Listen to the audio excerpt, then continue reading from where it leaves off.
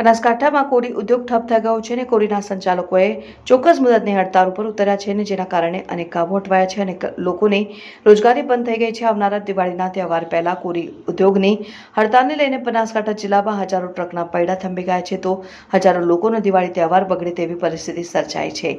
કોરી ઉદ્યોગોની વિવિધ માંગણીઓ સરકાર દ્વારા પૂરી કરવામાં ન આવતા કોરી ઉદ્યોગના સંચાલકો અચોક્કસ મુદતની હડતાળ ઉપર ઉતરી ગયા છે।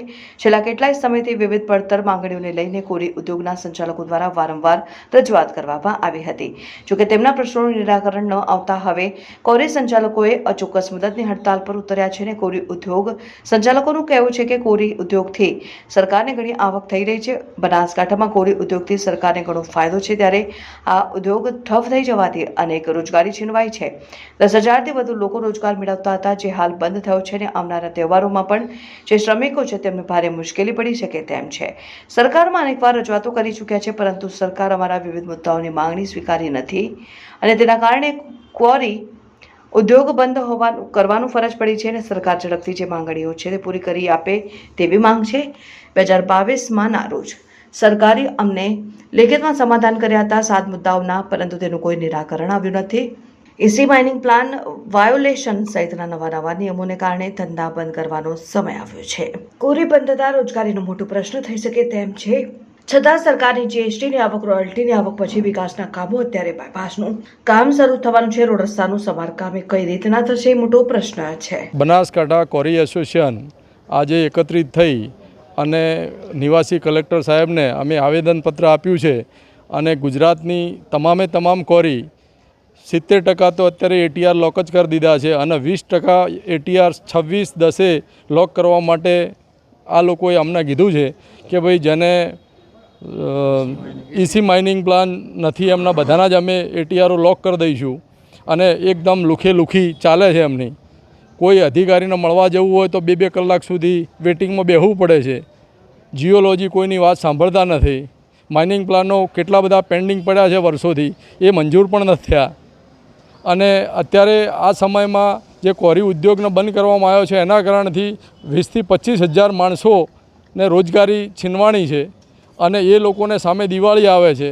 દિવાળી સમયે એ લોકોનું કઈ રીતે દિવાળીનું ઉજવણી કરશે એ મોટો પ્રશ્નની વાત છે। અને બીજી વસ્તુ કે આ એન્વાયરમેન્ટને કોઈ કોરી ઉદ્યોગથી નુકસાન થતું નથી। જે દેશની અંદર બહારથી, ચાઇનાથી, વિદેશથી અહીંયા જે ત્યાં બાન છે એવા મતલબ પેપર વર્ક અહીંયા લઈ અને પ્રોસેસ કરી અને ફરી પાછા બહારના દેશોમાં મોકલે છે, એ પોલ્યુશન નથી નડતું। દેશની અંદર પ્લાસ્ટિક જે બેગો છે નાની, એ બધો કચરો, મસાલાના જે પડીકા છે, એ બધા પર્યાવરણને નુકસાન કરતી વસ્તુ આ છે। કોરી ઉદ્યોગથી કોઈ નુકસાન થતું નથી, એ તો દેશના વિકાસ માટે એક જરૂરી વસ્તુ છે। અને એ ઈસીનો નોર્મલ પહેલાં જે તે વખતે ઈસીના 2022માં જેને ઈસી આપ્યા ડિસ્ટ્રિક્ટ લેવલના, એ ઈસીમાં એ લોકોએ જ ડિપાર્ટમેન્ટે જ ઈસી આપ્યા છે। જેને 50,000 ટનનું માઇનિંગ પ્લાન હોય તો એને 0 ટનનું ઈસી આપ્યું છે અને જે લોકોનું ઈસી માન લો કે 80,000 ટનનું માગ્યું છે એને 800 ટનનું આપ્યું છે, તો એ ભૂલ કોની? અને આ ઈસી લેવલનું એ ડિપાર્ટમેન્ટે જ કરવાનું હોય। રાજસ્થાનની અંદર પણ મારી માઇન છે, તો રાજસ્થાનની અંદર અમારું ઈસી ડિપાર્ટમેન્ટે જ અમને કરીને આપ્યું। અમારું સ્ટેટ લેવલનું હતું ત્યાંનું રાજસ્થાનનું, એ સેન્ટ્રલ લેવલનું ડિપાર્ટમેન્ટે જીઓલોજીએ જ પોતે અમારું ફોર્મ ભરી અને અમારી સાઇન કરી અને 1 જ મહિનાની અંદર અમને ઈસી આપી દીધું। અત્યારે અમારી માગણીઓ છે, એક તો એ ઈસીવાળો પ્રશ્ન છે, બિલકુલ 5 હેક્ટરથી નીચી હોય એ હોવું જ ના જોઈએ। માઇનિંગ પ્લાન ના હોવો જોઈએ। ઈસી માઇનિંગ પ્લાન પાછળ અમે લાખો રૂપિયા લોકો ખર્ચ કરે છે અને હેરાન થાય છે।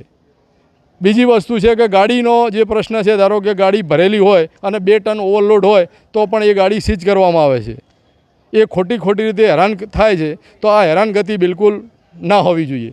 બીજું કે ધારો કે પોતાની માલિકીમાં માઇન્સ કરવાની હોય તો એ માઇન્સની ડબલ રોયલ્ટી ભરવાની હોય, એવું ક્યાંથી ચાલે?